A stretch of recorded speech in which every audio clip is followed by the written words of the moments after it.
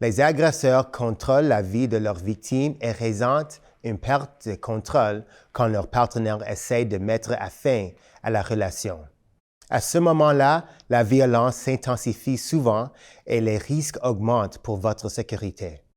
Soyez particulièrement prudente quand vous décidez de partir. Continuez de faire attention et obtenez d'autres conseils de sécurité. Voici les documents et articles importants à apporter avec vous quand vous quittez une relation abusive.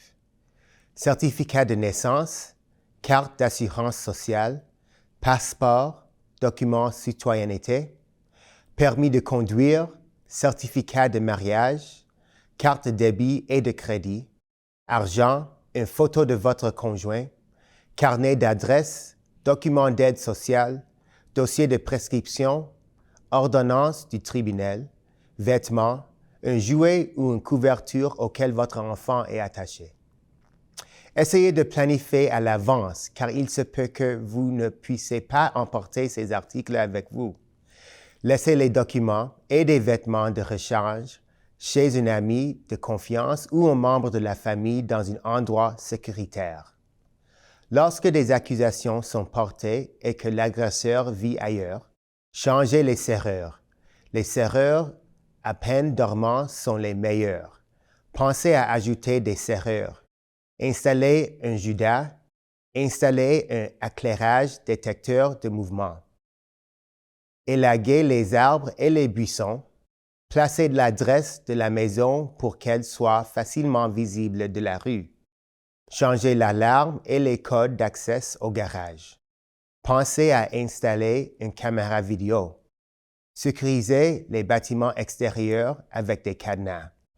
Gardez vos fenêtres fermées pour empêcher une porte coulissante et vers des soies démontées. Placez un long morceau de bois dans la rainure et des vis sur le haut de la rainure. Gardez une ligne téléphonique résidentielle si possible. Gardez votre téléphone cellulaire près de vous pendant la nuit. Apprenez à vos enfants à ne pas ouvrir la porte et à vous avertir si quelqu'un est à la porte.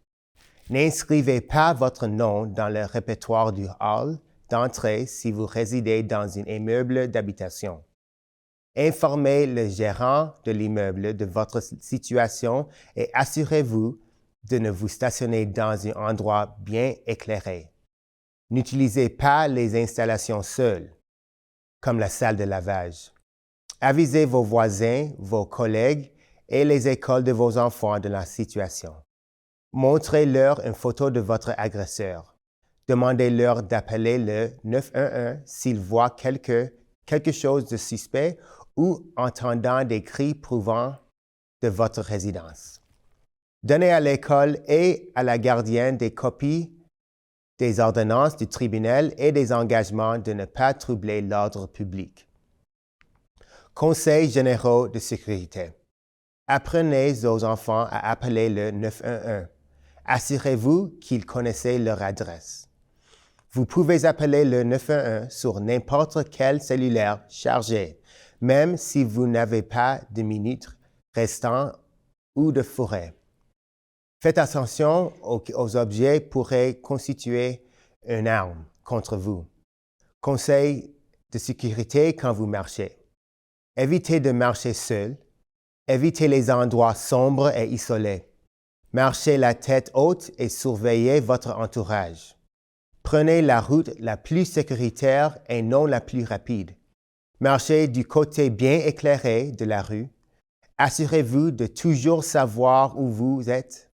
Gardez votre cellulaire sur vous. Si vous êtes attaqué, courez vers un endroit achalandé et non isolé. Quand la famille habite ensemble, sachez reconnaître quand le risque augmente. Quittez votre domicile ou appelez la police avant tout début de violence. Planifiez à l'avance et identifiez les meilleures voies d'évacuation.